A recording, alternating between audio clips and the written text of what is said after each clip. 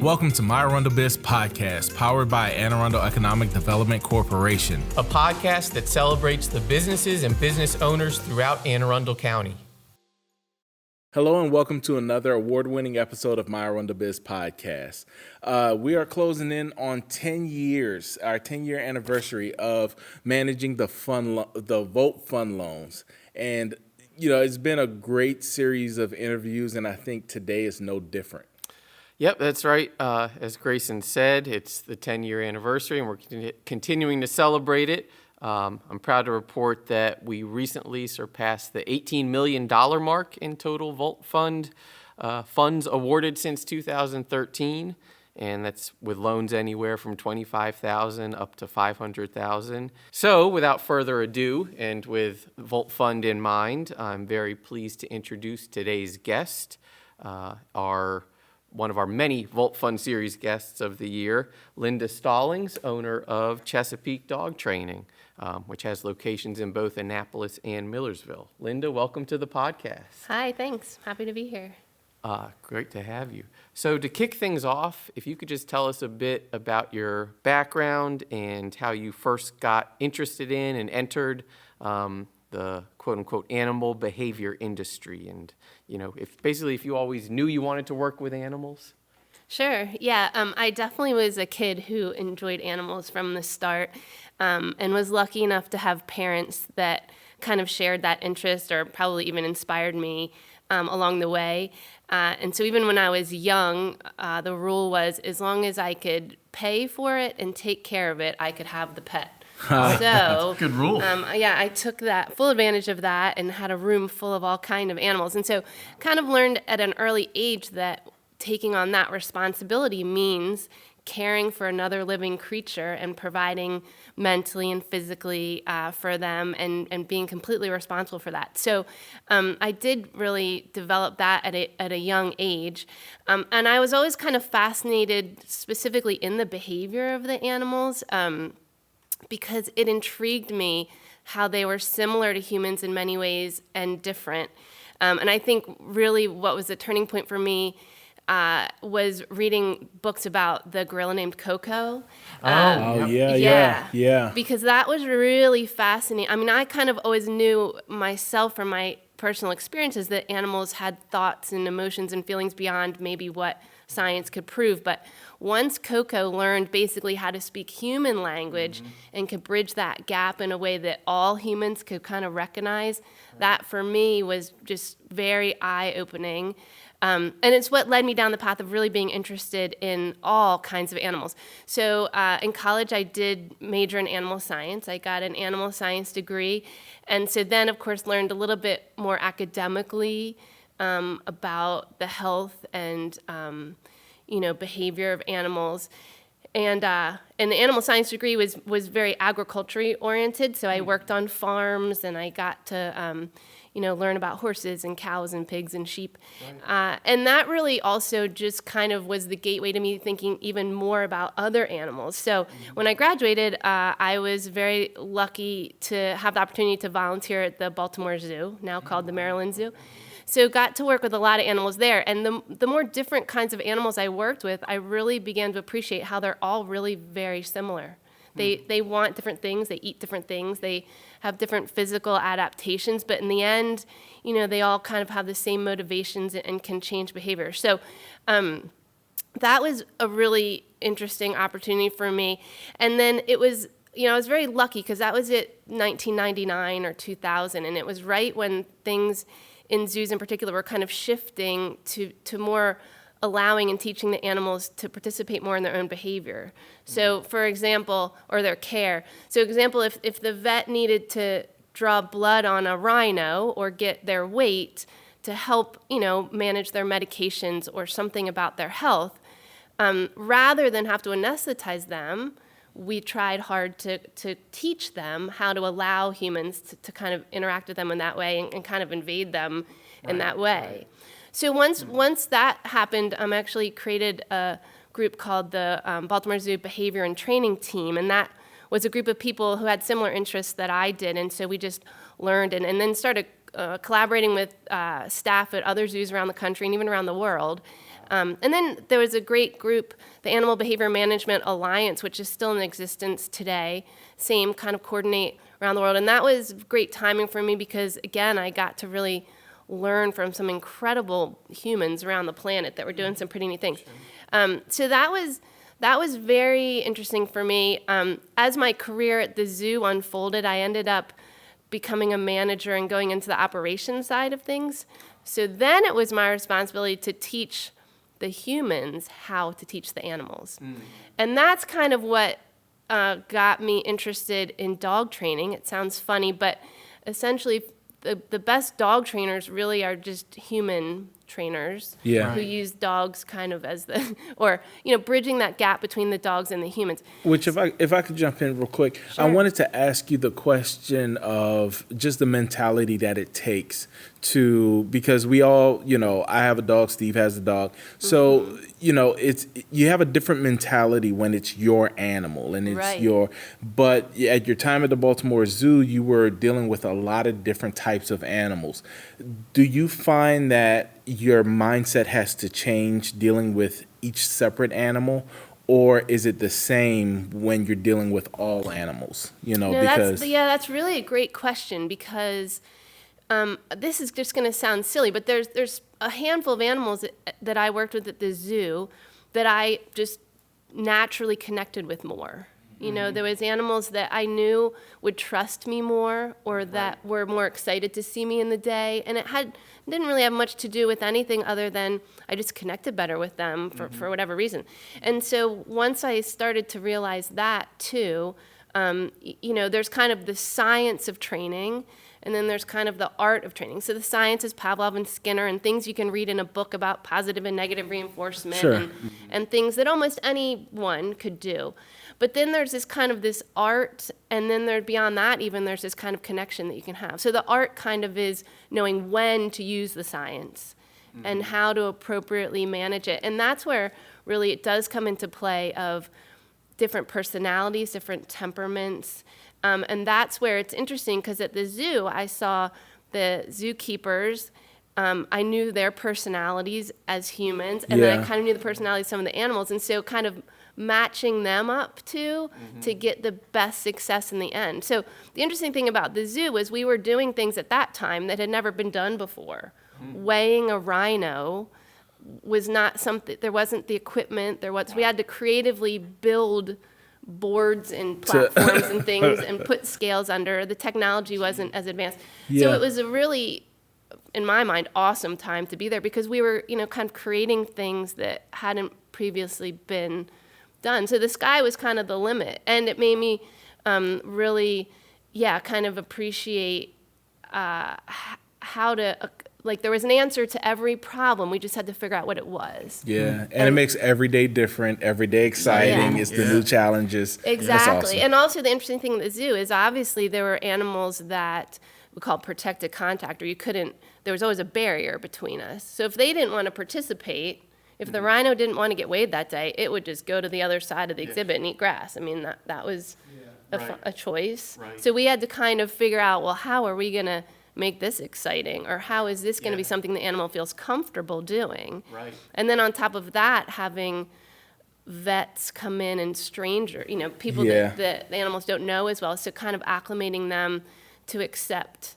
just new situations Because is interesting. I always felt that it takes a specific type of person to be able to train an animal or to be able to communicate with an animal because there's a lot of different ways to do it. In my mind, I'm walking around like, oh my God, look at the police dog. Come here, little police dog. Come here. You're going to sniff out the cocaine, Mr. Police Dog? And then the dog is like, I'm working. I will bite you. Right. Like, you know what I mean? Yes. Well, and that's the interesting thing about dog training and why I think it's a little bit, I don't know if it's easier for me, but because I have kind of the academic background in working with animals, I also worked at a place where there was thousands of different kinds of animals and many people caring for individual animals. I got a sense of, kind of not a more professional version of it, but the emotion wasn't the driving force. It was really how do we accomplish this, challenge. and what pieces do we need in that puzzle to get there? So yes, for me, it's often less of an emotional thing, except of course with my own pets and animals that I know well.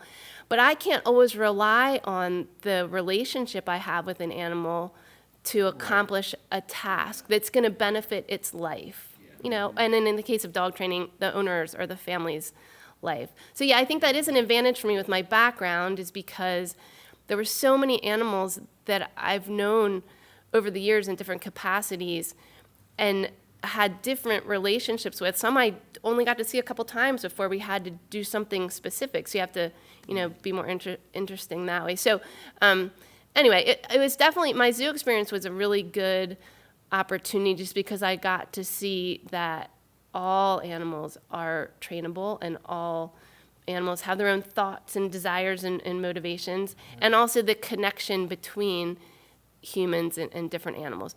But you know, dogs are very interesting because even more so than some of the great apes, they just have a connection with humans that's like nothing else. Right. You know, Yeah. dogs Right. and Yeah. horses really, because we've domesticated them and they, you know, have served certain functions and purposes for us throughout history, there's a connection there that Yeah. is indescribable in some ways. So that's what kind of fascinates me these days too.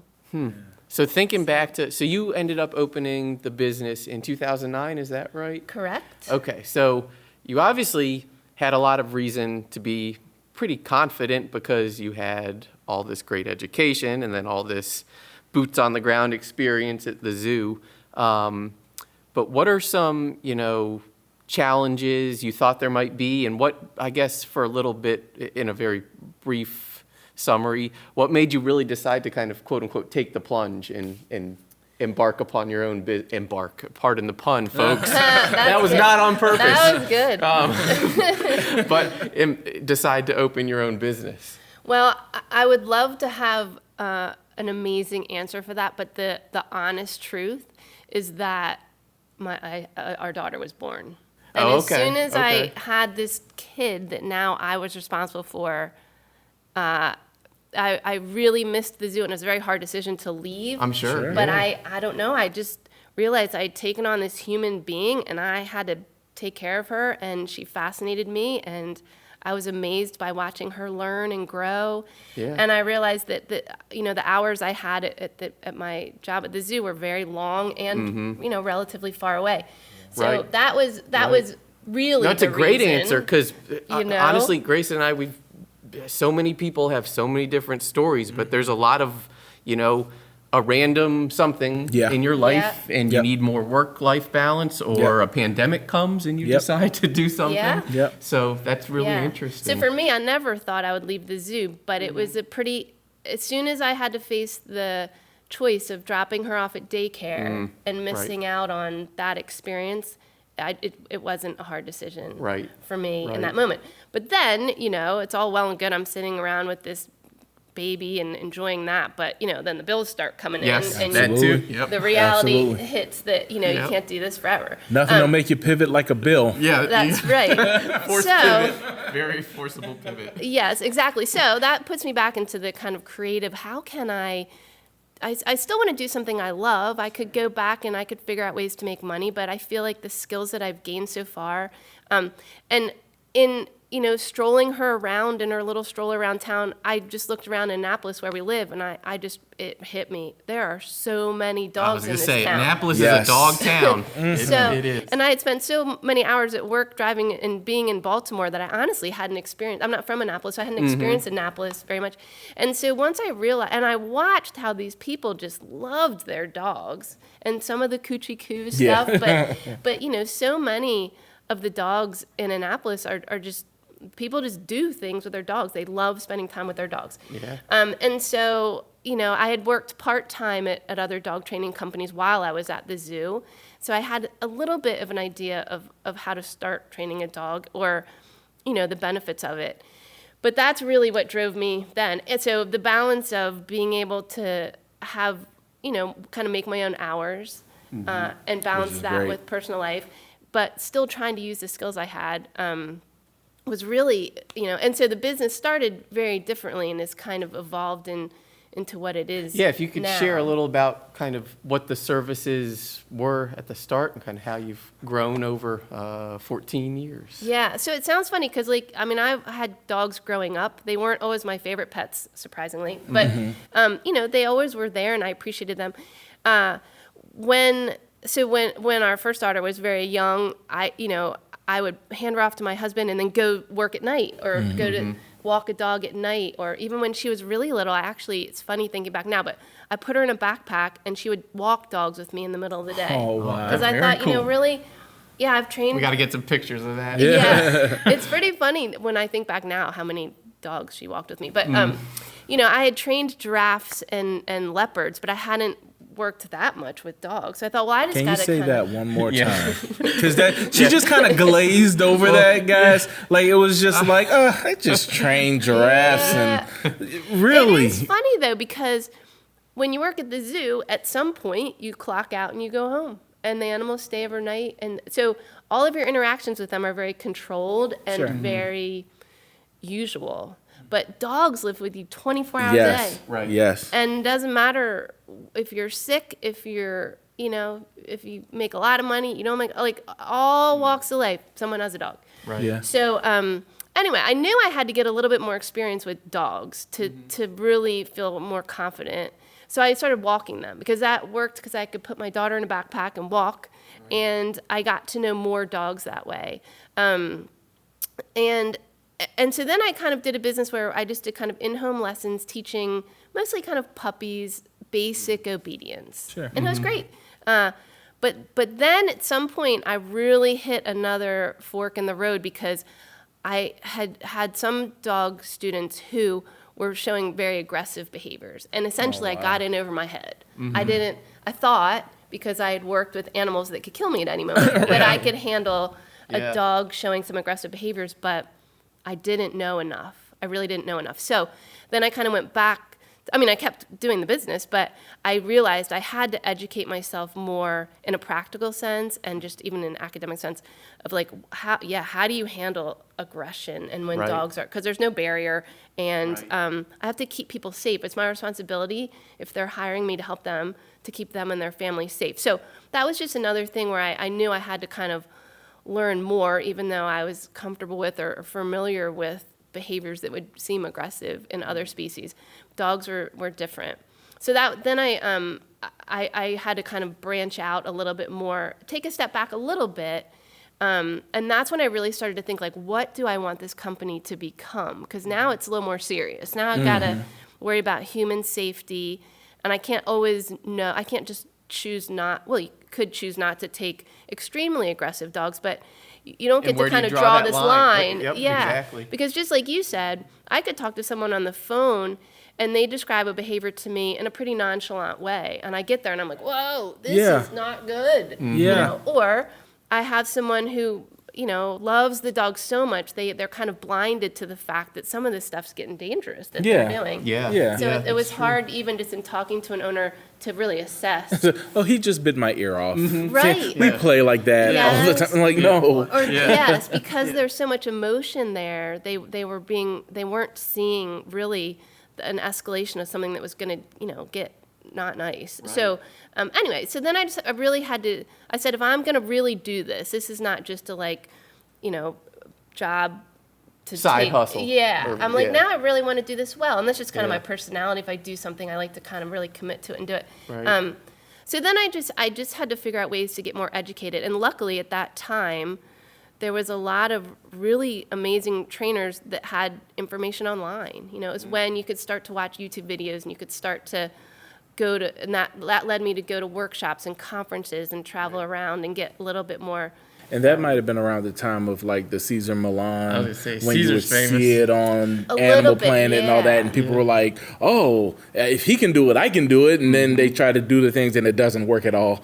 Yeah, You know? I'm like, gosh, everyone's watching this guy on TV. Let me see what this is about. Just a snap of the fingers. Right. So yeah, it's interesting. And then of course over the years, you know, humans have waffled back and forth about what's kind of acceptable to most people in terms of, you know, clicker training versus a more traditional style training or old school, however you want to call it. But The there's shock collar stuff. yeah, and there's all that. so many ways you can train a dog that the general public, even today, has no idea where to start. Right, There's so much right. information out there, but they don't know Yeah. what to look at. And to some extent, like a lot of things, but they're conflicting, actually. So you can get a lot of confused dogs. A lot of times I'll Yeah. go to someone's house and they've watched so many videos Right. that they're all just mushed together into this mess, and the dog and the human are so confused. Here's 10 things to do, Yeah. all of which Yes. contradict each other. Yes, So, right. Yeah. So, Yeah. so some of it, I think these days, and I can only do what works for me and what I know to do. There's so many ways you could do it, but a lot of it's just kind of like sorting through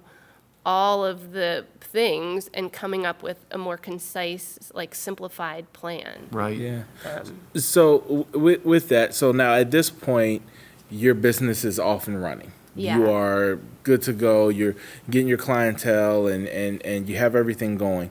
And what ends up happening is how we're connected was you are the 100th, and we've given vote loans out to 143 businesses. You're the 80th. Ooh, wow. Right in the middle, right in Your the official middle. 80. Okay, You're wow. number Okay, that's 80, interesting to right? know. Okay. And so with that, how did you find out about it? And two, how were you able to apply it, and how did it grow your business? Yeah, well, I guess like a lot of small businesses, at some point when you're a one-man show and business picks up a lot, you can't do it all. So Yeah. I was just having to turn away more people than I could help. And I thought, well, that's not good. I mean, that's Yeah. not good for a business. And if we can help more people, let's help more people. And to your point before, if there's money to be made, Yes. you want to, Yeah. pursue that. Right. So I had hired a couple people, and they were helping, and this was all out of my house in Annapolis. And we did, we really, the whole yard is artificial turf. I mean, we souped up the house as much Yeah. as could be possible, but it was just bursting at the seams, Yeah. so to speak. And then I had more people coming to the house, staff, and then it was a full house. And I'm like, okay, everyone, back to the balance thing. I got to get some of this out of the house. 'Cause Yeah. Right. This is kind of crazy. I got Yeah. kids running around, dogs running around. people Yeah. running around. Yeah. So of course, at that point, I wanted to try and get some brick and mortar, bigger space that was out of the house where we could help more people. But because I had always just been operating as kind of like a one-man show, or I didn't have lofty business goals initially because I was just trying to pay the bills and be a mom and all the things. At some point, I thought we needed a brick and mortar, but I couldn't afford that. I had no savings to kind of outfit the place. Right. So I actually heard from another kind of friend or another fellow business owner who just mentioned, she goes, hey, they have these vault loans. Because I also didn't know where to start of how to get a Right, loan. right. So I'm very appreciative to her. I still talk to her every once in a while. She has a successful dog grooming business now. But she told me, and the process was really pretty simple. I mean, it was overwhelming for me at the time because it was more paperwork than I was used to. I mean, I'm Right. just out training Sure. dogs, getting a couple checks, Right. But- Absolutely. So actually getting the vault loan was very educational for me because it took everything up a notch, kind of, and I'm taking on this loan that I have to pay back. Yep. But so basically, the vault loan was, we made or break my decision and ability to expand the business because it was what bought all the new kennels and the flooring and the supplies we needed to safely manage dogs in a larger space. Awesome. One thing that we've always heard, if I could just jump in real quick, one thing that we've always heard with business owners is that the vote loan process or the applying process really puts business and everything in perspective. Because when you're just kind of looking at certain things that you have to fill out, it just causes you to think about the numbers. It causes you to think about everything. Because before that, you're just doing business, just like you were saying. You're a mom, you're doing everything else, but then all of a sudden it's like, okay, let me, things are getting crazy. Let me get ready to take that next step, and Right. it really puts stuff into perspective. Right. The other thing that I'm appreciative of, even to this day, because I've always used SCORE and other whatever avenues there are for me to use, but the thing I liked so much about the vault loan was honestly just this feeling of there was someone there to help me be successful. Absolutely. Because they wanted the community to grow and business. So Right, So right. honestly, that has always been nice for me to know that I'm always just kind of a phone call away from, I'd like to do this another step and grow the business more. What advice do you have? What are How the can you help me? options So and- it was nice to know that there was an organization willing to help me so that I could provide jobs for other people in the area or improve the community with whatever my particular business was doing. Right. So it was kind of that community feeling too is what attracted me to the Volt Loan in particular. And you kind of broke into my next question about working with our Vice President of Finance, Steve Primash. We call him Money Steve.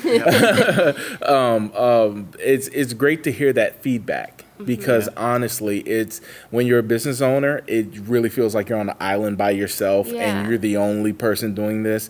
And so to hear that feedback that, we were able to kind of give you that, comfort in that, just letting you know you're not by yourself. Right. This, we want you to have this loan so that you can continue to grow economically. Right. It's a great thing. So shout out to Money Steve. Yeah, Money Steve. No, I do appreciate it because I had gone to a couple banks and it was kind of like, we got to do all this and this and this and this. And it's this, a little and cold, you're just it's a this little guy. transactional. Yeah, you're this little Yeah. guy in this big ocean and thing.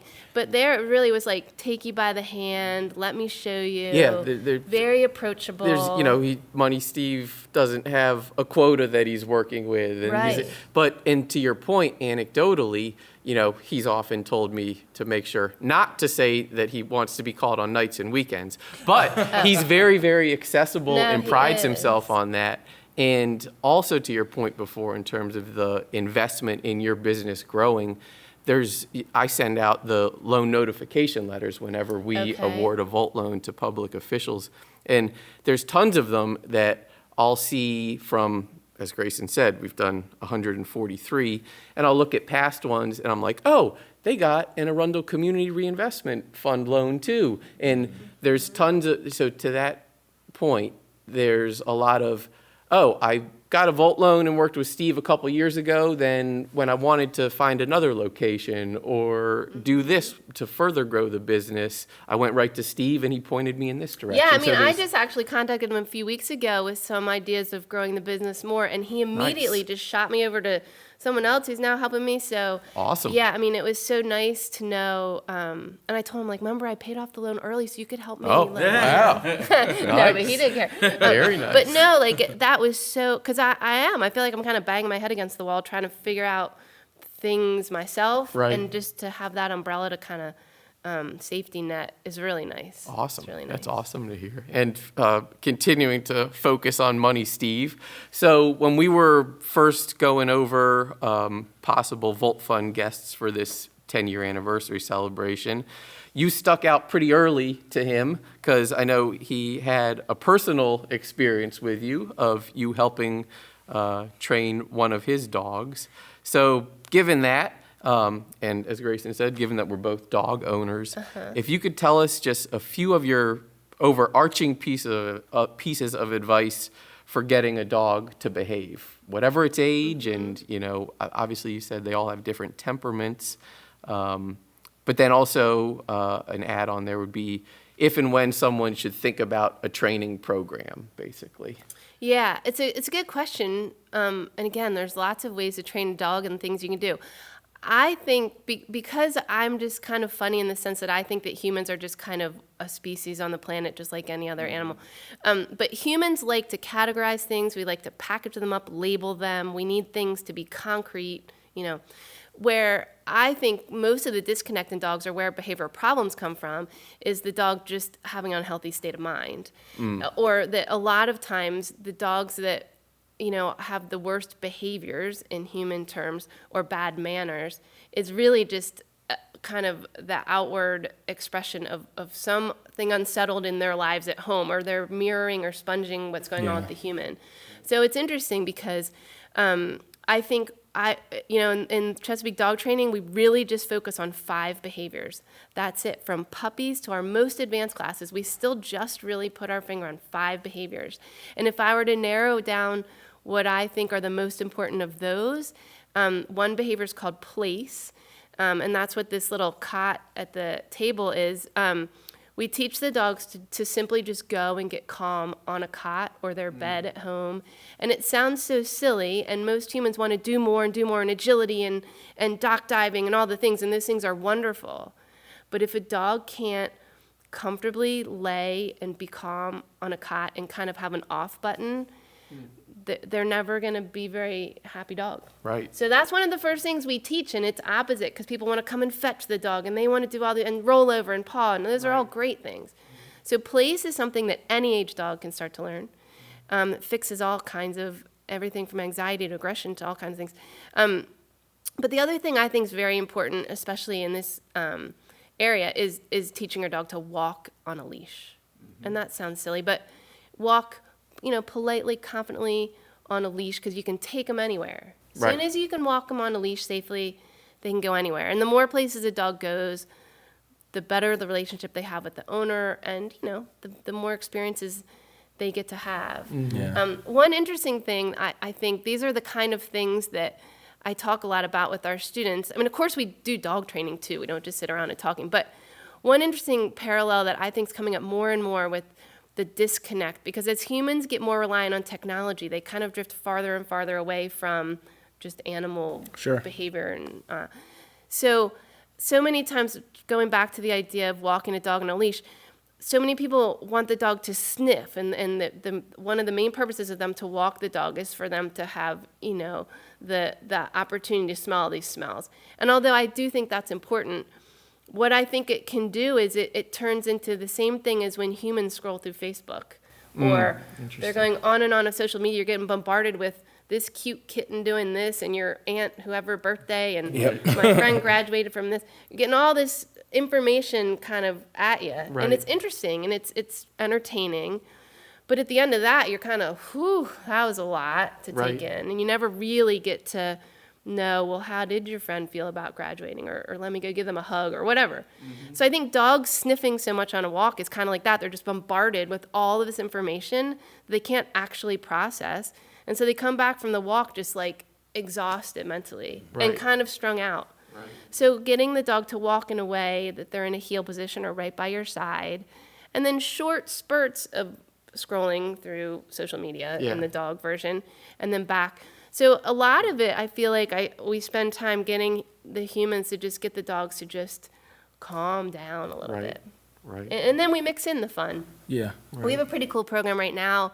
One of our trainers, she's just this awesome lady, but she's created this whole nose work class and scent work, and that's kind of just a little bit opposite to the obedience training, but now we're trying to get a little bit into letting owners and dogs have more fun, or just really kind of harness the natural abilities of the dog too. So there's lots of interesting things, but really any age is a good age to start with the dog. Awesome. That's a lot of great stuff. A lot of great stuff. So I would say, wrapping up, you've given us a lot, especially as dog owners, you've given us a lot to really chew on and to kind of chew on. You guys just don't stop.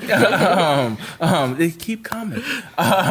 But now, if you can kind of switch, in wrapping up, if you can kind of switch to what advice you would give business owners, because you're a successful business owner, what advice would you give to those starting entrepreneurs who are kind of feeling some of that anxiety that you felt leaving Baltimore, kind of starting this out in a whole new world, mom, everything else, the balance, all of those things? What advice would you give them? It's tricky because, I'm just like a kid that liked animals, now trying to do this business. I think the thing that's helped me the most, though, is trying to kind of stay very flexible, especially, when we did grow the business, it was January of 2020, which ended up not being a great time to open a place that was purely designed to have more humans come in contact with each other. So I learned, like all business owners then, that you got to be flexible, and you got to have a plan B, and you got to, provide a service that people want. And so we have changed our services a lot over the years in response to global pandemics, but also people going back to work, things like that. So I think you have to be flexible, and you have to try and kind of stay like one step ahead of, not being able to do payroll, but still, being open-minded about things. And and having kind of lots of different possibilities to kind of fall back on, but without losing your main driving, your why, or why you're doing the business. And then also just to spend, and this is the part where I have to really get myself to do, because it's not the fun part for me, but you got to learn what the zoning regulations are. You got to learn how interest works on loans. You have to actually learn something about business, workers' comp. You got to learn some of the things that you never wanted or thought you had to know about a business. Right. You'd have to spend some time doing that. And then the other thing that's been very useful for me is, if I'm not good at something like, profit and loss statements and all that, then you hire an accountant who's good and who you can rely on. So you got to get your team members too, to kind of, even if they're not staff, to help you, stay in line. But the other thing, I think the thing that really has always helped me, or that I strive every day to do, and it sounds silly, but it's to just always try and maintain integrity in myself, in the company. It's easier for me because I'm not going to shortchange a dog, because it's a dog who deserves better than that. So I can't do more things quickly. So in expanding in a business like mine, I always vowed that I wouldn't just do things to make money. I still would make sure that we were doing the best we could for each dog and each person. Right. So that's kind of the drive for me. And that's the challenge, because as you do more things and you have staff doing things that you would usually do yourself, you have to make sure that you're still having that integrity. So I think that's it, just learning, the nuts and bolts of what you need to do, staying flexible, and then but don't give up on your main reason for doing it, or even doing it well as you expand. Cool. And I guess for my last one, obviously you've got a great business here, 2 locations here, and have done a lot of dog walking all over the area. So both on the business side and the personal side, what are a few of your favorite things about having the business in Anne Arundel County? And also, I know one of them is going to be, because there's a lot of dog owners who need your services, but then also a few of your favorite things to do or places to visit when you're doing the unwinding that you obviously we all need.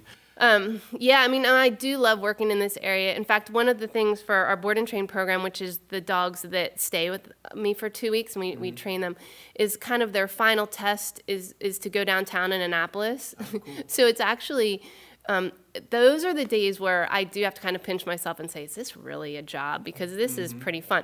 So we'll sometimes go to local businesses and have lunch there, because, of course, we're teaching the dogs how to be calm while they eat lunch. Right. But that's a pretty nice perk. And it also lets me experience some of the other small businesses or the different restaurants or coffee shops, or, we kind of take an excuse to go and experience that. So that's always really fun to kind of do both things. Right, it mixes the two together. Yeah. That's cool. Yeah. Well, and I know a shout out here, Oscars. Have you heard of Oscars Coffee? It's a trailer, and their mascot or logo is a dog. So it just popped into my head. I have not checked it out yet, but I'll have to. It's at one of the marinas in Eastport, I know. So might be right up your alley. I have to put that next on my list. Yeah. Well, just to close up, this has been a great discussion, and it's been awesome to learn more about the business and your great experience with the Vault Fund and Money Steve. If you could just tell everyone where to follow you and find out more about the business, whether they just want to see some pictures of cute dogs or, look into your services. Sure. Probably the best place is our website. Just www.chesapeakedogtraining.net. We keep that pretty current with our upcoming classes and the services that we have. But we also, have some social media, Facebook and Instagram is a great way to keep up with us. We're working right now too on some online classes so that they can be available to anyone who can't actually make it out to one of our facilities for any reason. But we always have a lot of fun things going on. But mostly the website's the best place to find the current schedule of things. Cool. Cool. And just to remind everyone out there, you can watch this podcast and all of our past podcasts and future podcasts on Facebook and YouTube. And then we promote them on our other social media channels as well. And be sure to follow us on Facebook, Instagram, LinkedIn, and Twitter to stay up to date on all the economic development and business news and opportunities all over Anne Arundel County. Thanks.